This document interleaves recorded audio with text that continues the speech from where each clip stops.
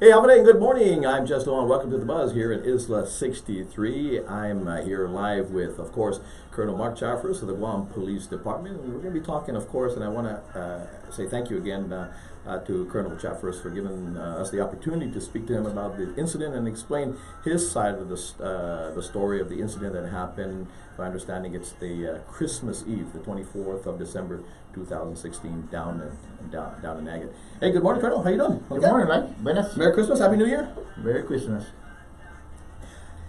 Colonel, let me say that, gosh, yeah, you've kind of been tried in social media this past couple of days, and again, thank you for answering my call and wanting to come in and explain your side of the story, because there are two sides, and unfortunately, they're socially in social media. You've been convicted already. But anyway, first of all, let me just say, and obviously you have you've been on sick leave. You've been on sick leave. You have a stroke or palsy, because you look your face is landed in a sense like it looks like you have palsy. Well, basically, I was diagnosed with palsy about a week ago, and I'm taking medication for that. I was on sick leave up until Friday last week. So my first day back to work was on Tuesday. Tuesday, okay. Yesterday or day before. Yesterday. Okay. But actually now you are on administrative leave. Okay. Yes. While the investigation, as we understand, will be conducted not by GPD but for other public safety entities in Guam. So there would not be any conflict of interest out there. Yeah. Okay. Yes. And I totally support that, Okay. and that's the right direction that we're going in this particular case. You know, obviously, Colonel, one of the things, the reason why I think socially and social media people have convicted you already is because you've been involved in other situations, and you've always won your case. You've either taken it to the Civil Service Commission, but you've always came out and prevailed on those cases. And they say, you know, when there's controversy, Mark's involved. But here's the situation again. So again, I guess you can see where people may say otherwise. Yeah. Well, and the thing about it, Jess, and like you know, like I said, you've known me for many years.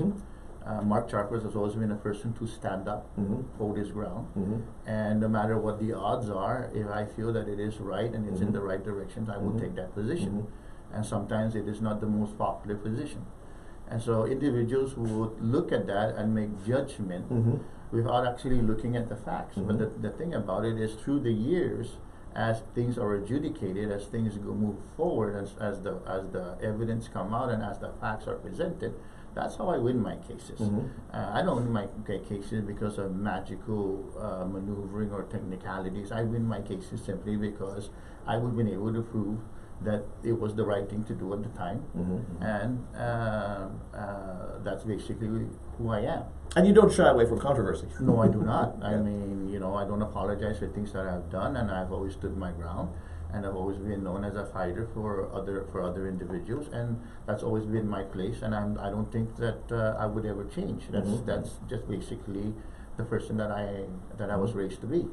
And going back for the folks who don't know the background of Senator Charfauros, you guys go back way back to the time of, even before that, of Angel Santos, when you guys stood up for the indigenous rights and land rights and things of that nature. Yeah, I mean, I've been to the United Nations. I've served in many capacities. I've been in the U.S. military. I've been a commissioned officer.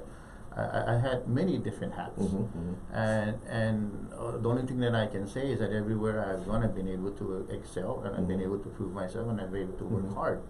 But the one element about Mark Charfauros is that he will stand up for the right reason and for what and for the underdog. And that's basically who I am. Like I said. Now, Colonel, let me ask you this, because obviously the situation that happened Christmas Eve down in Agate was a result of something that has gone viral, something that was captured on a body cam that was being worn by a police officer.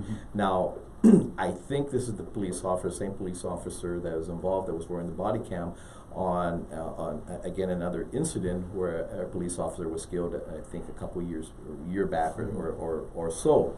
Now, you guys are not issued body cams at this point, so I think this body cam or body cams that are with police officers now are self-bought.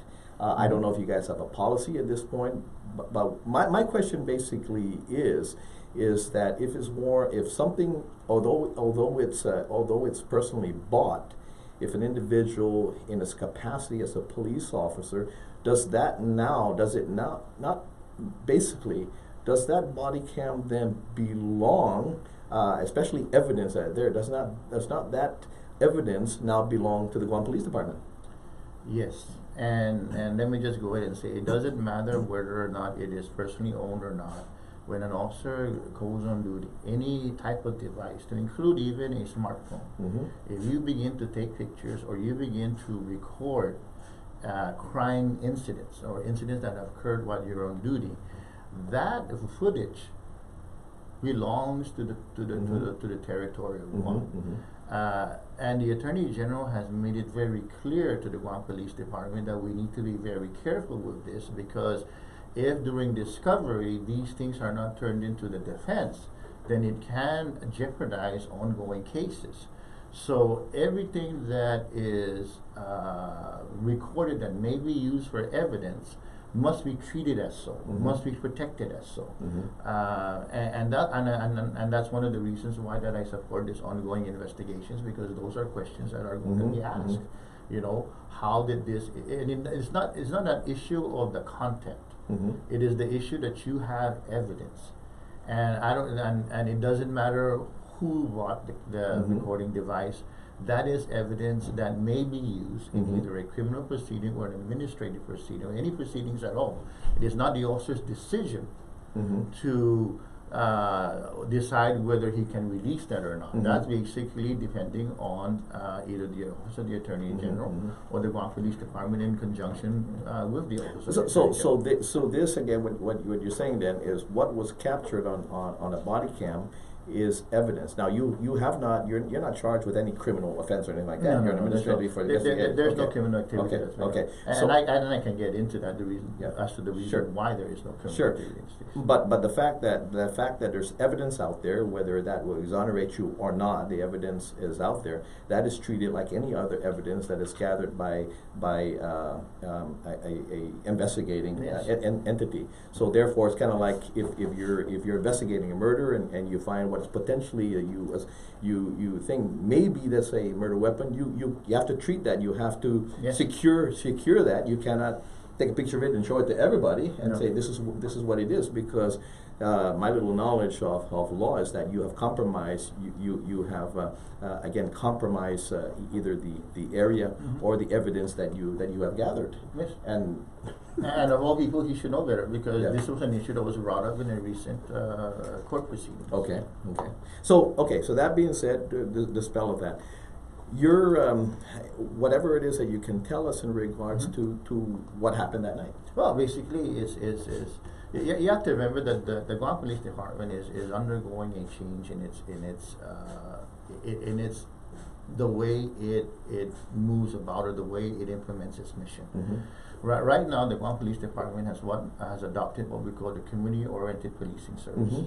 You guys recently kicked that off, right? Yes. Now, as part of this system, we are moving away, or we have decided that traditional policing, like multiple agencies in the United States, traditional policing does not work. What traditional policing is that the community calls us if there's a crime. We come out and we investigate that, and if there's any suspects or we are able to solve the case, we solve the case. Community-oriented policing is a lot different now. It's the integration of the community into the mission of the Guam Police Department. We are to meet with businesses, the mayors, private residents. We are to establish neighborhood watch program, business watch programs.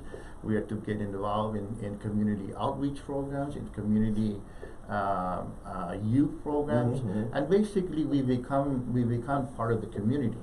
We also have to modify our priorities based on the community we serve. So every precinct would have a different set of priorities based on what the community in that particular area wants to be a priority. For example, maybe the southern villages are having issues with burglaries.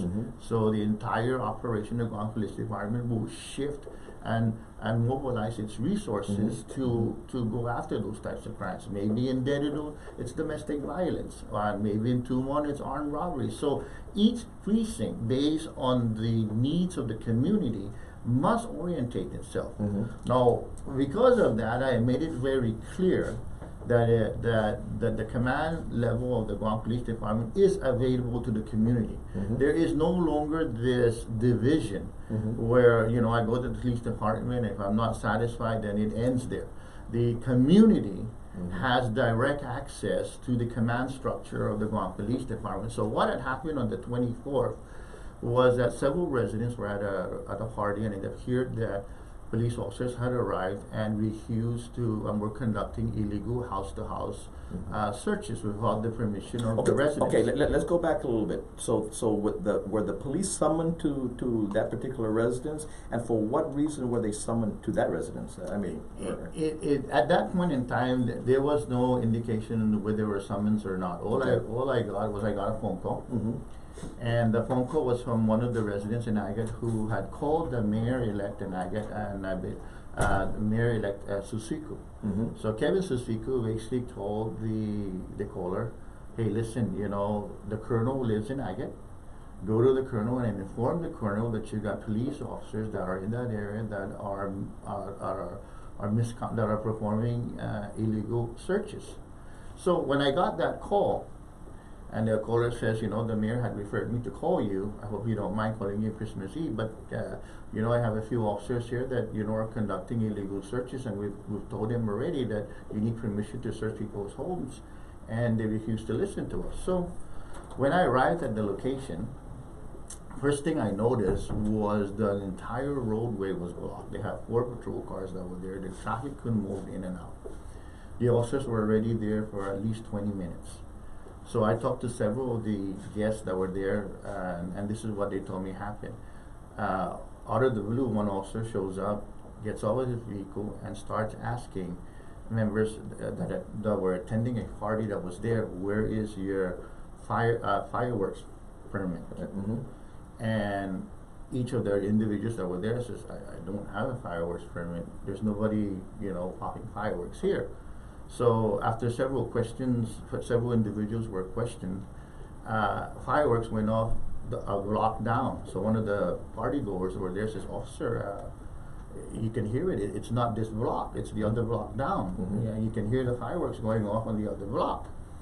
The officer turns around and tells his individuals, oh, are those guys with you? Are they popping fireworks? Are they with you? So, you know, the resident says, officer, no, I'm not saying that. All I'm saying is that there's nobody here that's popping fireworks. It's the next block over and you can hear it. And then he turns around and he looks across the street and he sees a house, which basically is an apartment. And there's a ladder that goes up to the roof.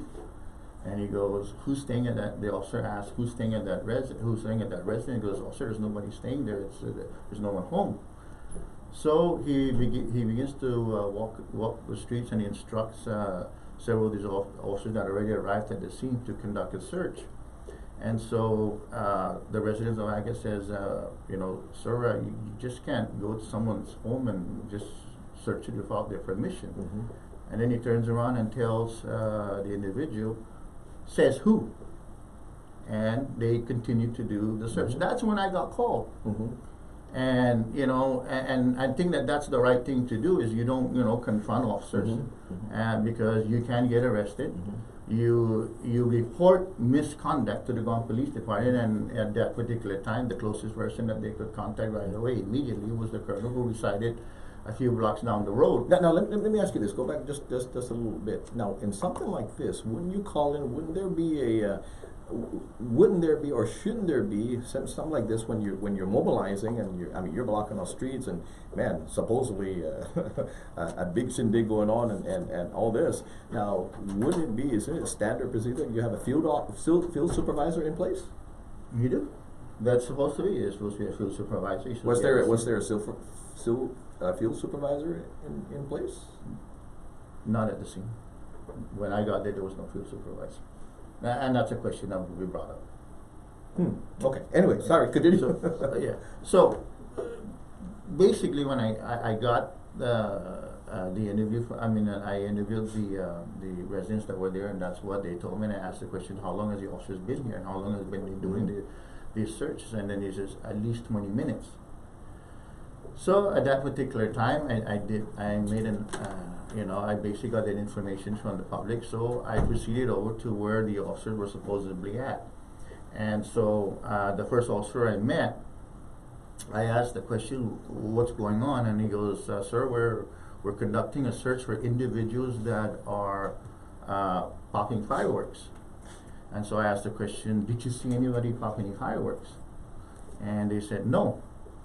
And I says, and then as I asked that question, and I said, has any of the other officers seen anybody popping fireworks? And the response was no. And then as the officers were exiting one of the residents, I asked a question, who gave you guys authorization to search without permission? And they didn't answer me. In other words, they were conducting a search without the permission of any of the residents.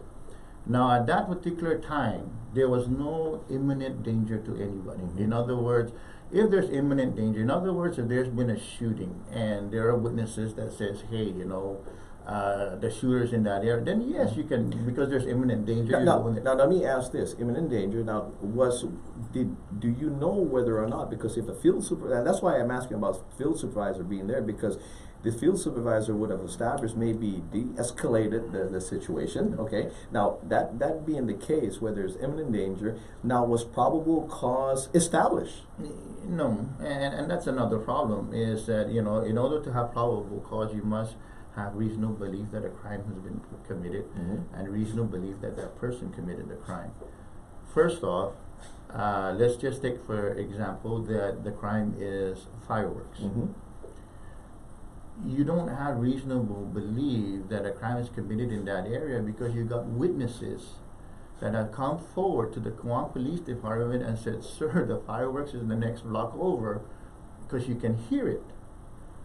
So there's no reason to believe that it's there already. Second, even if you were to conduct a search, there's a party going on. There was at least 200 or 300 people. So if you were to find somebody under a coconut tree behind a house drinking a beer, how do you connect that person to an activity of blowing up fireworks when you didn't even see him doing anything, and that he has every right to be there because there's a party going across the street? Sure. And it's New Year's Eve. Or Christmas Eve. Or Christmas Eve. Fireworks going all over the place, And, the problem was, I think, the officer was told by residents that you can't really search without permission, and I guess the officer wanted to, show them that I can do this. And they weren't expecting that there was going to be a ranking officer that was going to come to the scene. Now, when I told him to keep in mind that I didn't tell any officer to stop what they're doing, but they had to do it legally.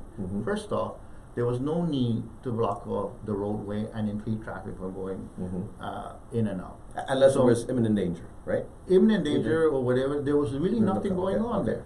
So you can park the vehicles on the side of the road, kick your lights on, and allow traffic to go back and forth. So my instructions was to remove the vehicles off the roadway. The second thing was I made it very clear that you need permission from the residents to conduct house-to-house searches. So the way that it should be done is you will knock on the door, you would identify yourself and let the residents know that you would like to conduct a search of his residence, and if he gives you permission, then you can do it. The problem that they're going to have in doing that is the residents going to ask, why are you going to search my house for? And so that's going to be a question that's going to be hard to answer because one, he didn't see any illegal activity, witness any illegal activity. Two, the witnesses that were in the area were informing the police department that the activity was occurring elsewhere, and you could hear it. So how do you tell a resident that I want to search your house because I feel like it? These are the things that I had an issue with. And was I upset? Sure, I was upset. But you have to understand that when I speak, I have Bell's palsy, so I slur, and so I had to speak at a loud voice for these guys to. And even when I was talking to these officers, they weren't really moving, so I was under the impression they couldn't understand what I was saying because I had Bell's palsy and I had a hard time speaking, and I was slurring because of that incident. So the officers, rather than do what needed to be done if they felt that a crime was being committed, decided not to do it the right way and drive off. And that's what really happened in this particular incident. You know, the community reached out to its command staff element of the Guam, which it belongs to the community. And actually via the vice mayor, the mayor elect, who was a sitting vice mayor. Yeah. And as part of the community, I had to leave my home. I had to go out, and that's the job of every member of the Guam Police Department, is that when the community says, I need you, there is something happening, it doesn't matter whether you're half asleep or you're at your house enjoying, you know, time with your family, you have to get up and respond to that, in which what I did. So Colonel, let me ask you this. So when the resident said there was no fireworks going off here, but you can hear that, were officers present when the individuals had informed the officer that it's not us, but you can hear it on the other block. As they were saying this, were the officers there to hear that the fireworks were going off in the other block? Yes, there were. Okay. Did at this point then, you know, basically saying, well, okay, we were called to this residence, but were some officers then that were there again asked to go and investigate that other place that where they heard, or the next block where they heard the fireworks going off? You know, just I wasn't there at the time, but if you were asking me if I was a police officer and I arrived at that scene and that same situation occurred, I would have turned around and told that resident, thank you very much for letting me know that, sir. Get in my car and drive down that block. You know, because if that's the reason why I was there, if that's the reason why I was called, and it went off the next block over, then I would have done that. I would have gone into my. I mean, there was no reason for me. There is more reason to go check that out than for you to be there and ask residents at a party, where is your where is your fireworks permit? Without even seeing anybody light anything up. That's the first question you're gonna ask when you get out of your patrol car. Where's your firearms permit? So that's what I would have done. Why these officers did not do that? Well, you know, that we're going to have to wait and see what the investigation is going to adhere. But that's one of the questions that should be asked. That should be asked. And here's my thing here. I mean, at the time that you were called, how from the time that the officers arrived, and then the vice mayor, who's the mayor elect, had called you. From the time the incident happened to the time you were called, what was the time span there?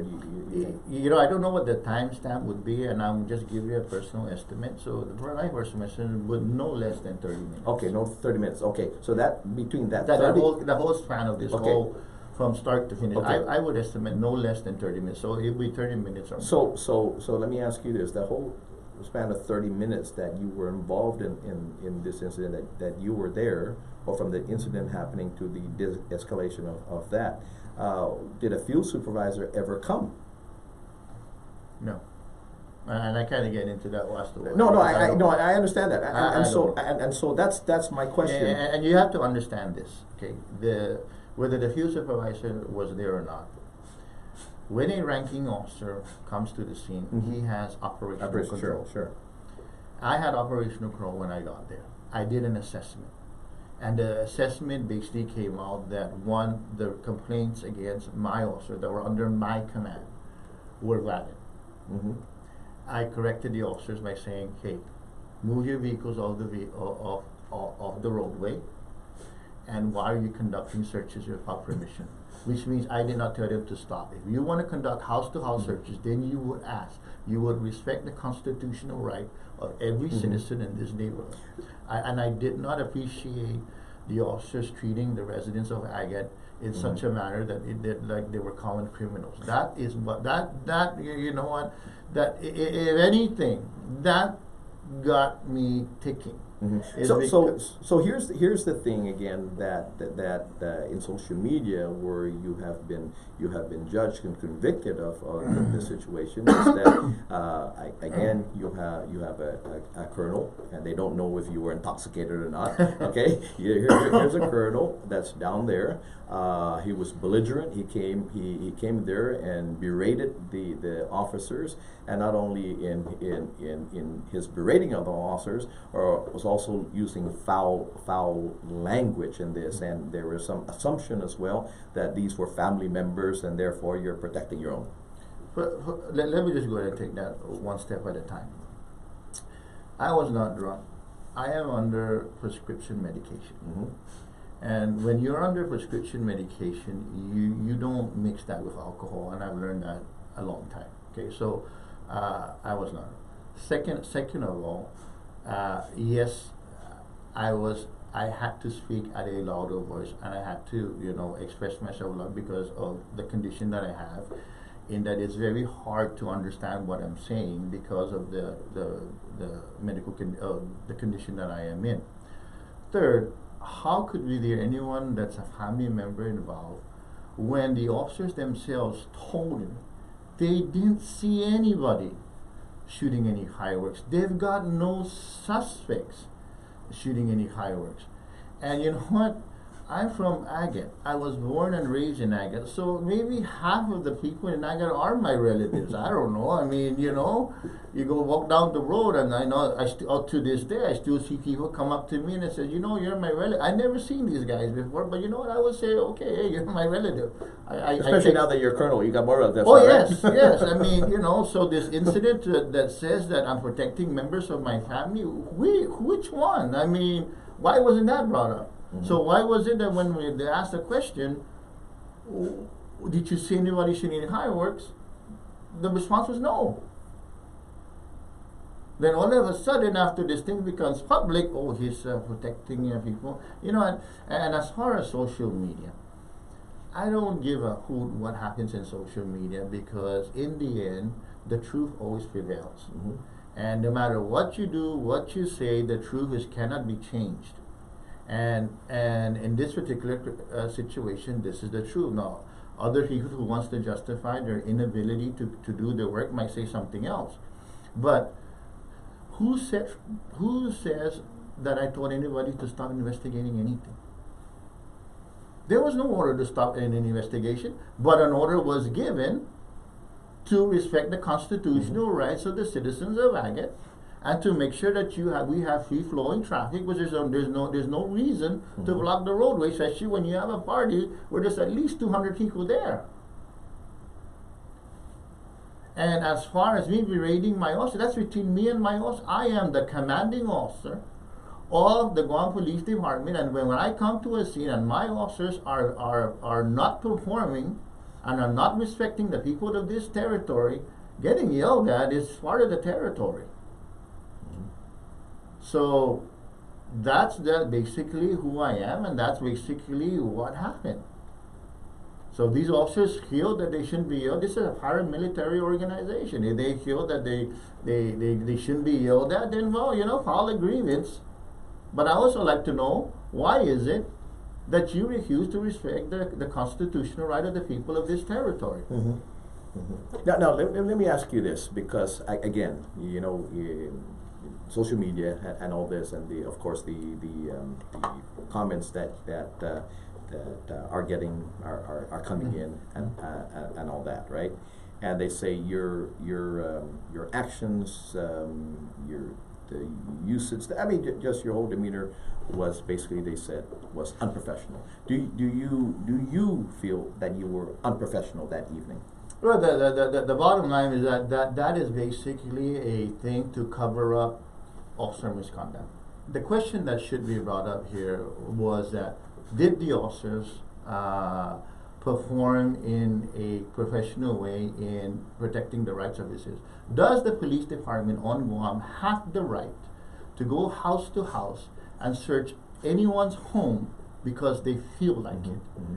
Now, the reason why I'm upset, and you can say I'm unprofessional or not, is these officers have gone through at least 1 year of training before we can say we can deploy you out into the field. These officers disrespected the people of this territory by refusing to even accept the community as witnesses to an ongoing activity. So if someone is going to say, well, it's unprofessional because I yelled at my officers, well, you know what? That's, like I said, that's between me and my officers. If they have an issue with that, then they can file whatever complaints that they want. The other thing is that, how do you compare that with the actions of the officers that were done at the time? Yeah. Anyway, so this policing. Let's go back to the beginning where you say you have the community policing at this point. Now, is there a testing ground again for this community policing, or is it No, island-wide as it's well? island-wide. It's island-wide. We've Okay. employed it in all of the 4 precincts. Okay. And let me just go ahead and go back again. Is what happened whether they didn't like the way I responded. This is how the community policing should work, is that we are integrated into the community. When the community calls upon the Guam Police Department to for assistance, then we will respond. The officers have a code, they have a way of communicating with the public, and that is to be expected. Now, if the officers are not performing to their duty, then it is my responsibility as a commander to do whatever I need to do to ensure that they're that they adhere to these standards. So if it takes for me to yell at a person, hey, it happens, okay, and it happens throughout the Guam Police Department when a subordinate does not perform to the standard that they're expected. I tell you what, I got to take a quick break for headline news right now, pay Sure. some bills, and then we'll be right back. As a matter of fact, I think we'll shift a little bit to Mulutan. People blame me? Ketusiti ano esti manekno no ni esti lengwata. Okay, Yeah. we'll be right back. Tama naman.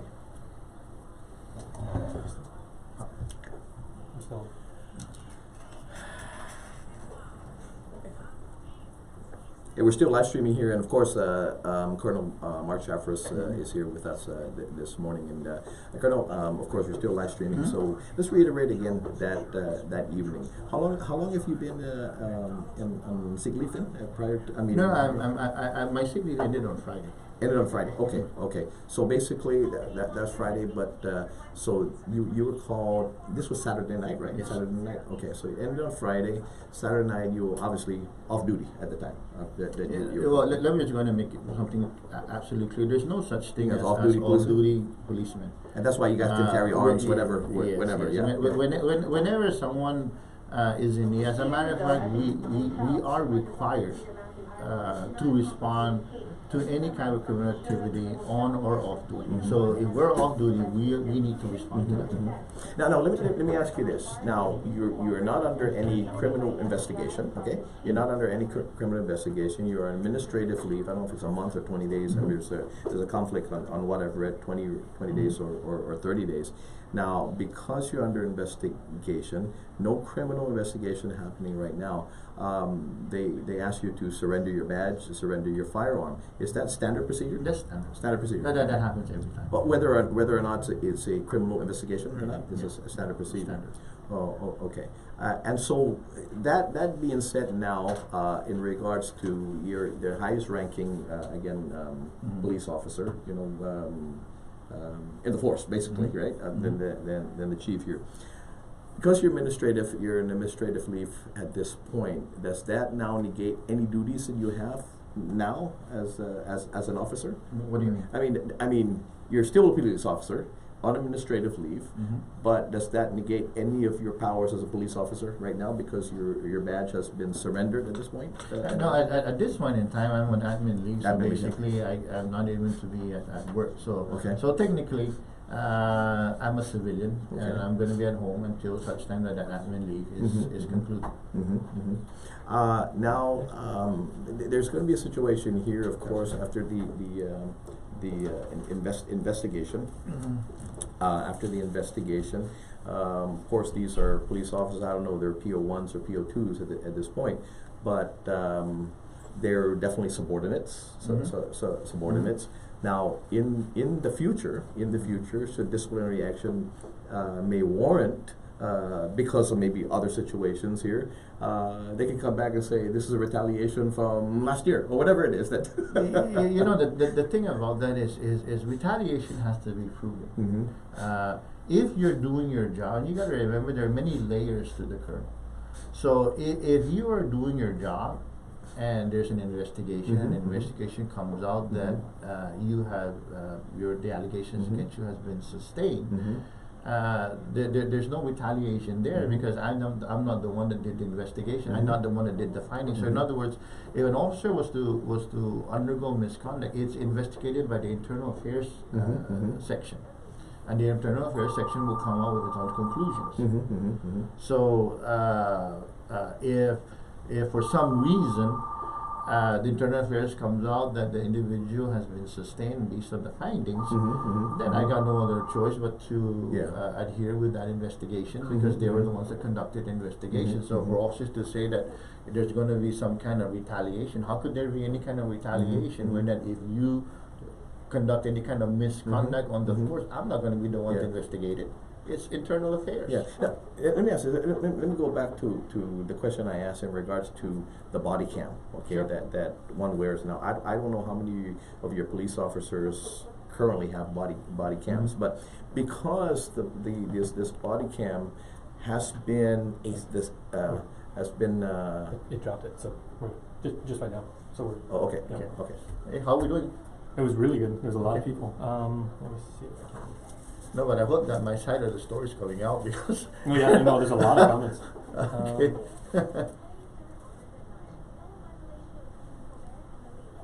Did I max out my? Did that? Yeah, maybe. Okay, let's go see. This is your catering home? Mm-hmm. Want more water? Sure. Thanks. Let me go check out that. And I'm not really crying. You know, this You're eye teared up? doesn't. You're teared up? Yeah, it tears up because this thing It doesn't- These ones are Wink. bumpers? It doesn't. Yeah. It doesn't. So I have to wipe my because it when it dries up, now it tears. Yeah. Because you might not notice, but you know your regular eye blinks so many, and you're not even noticing that it's blinking. So the other one doesn't. It doesn't blink. It doesn't move. So because it doesn't move, right? Who's your doctor? Yeah. Comes. Celo maulikat no bedadata but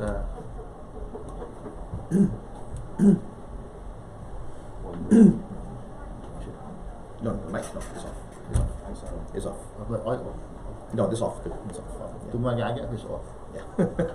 Dr. Mezzi, I wanted to make sure I told him no, and I said, Actually, this one here was ringing, so maybe you want to put it on hold. That one was ringing. no, I wanted to make sure I'm not the only Facebook, Okay. or if Feedback. Facebook Live sent me. Actually, you know, some of the stupid comments coming out. I thought, blah blah blah. Touch Mark at this point. Oh, no. Remember, you need to let them know that I got, Yeah. I have slurred They're speech. just, Yeah. they're just being. There's nothing else I can say, Reba. I mean, they have to say I got something. Yeah? slurred speech, man. I mean, you might think that I belong. That's not true. No, Brett. My speech in front of it. The same people agree that we're against you at the police department. They're still the same ones, Brett. Oh yeah, we know that. You know. You know, people don't seem to understand and comment to so it's not normal. Yeah. So we'll set it for the tomorrow. Oh, hi. We'll be on in about another 2-3 minutes. Okay.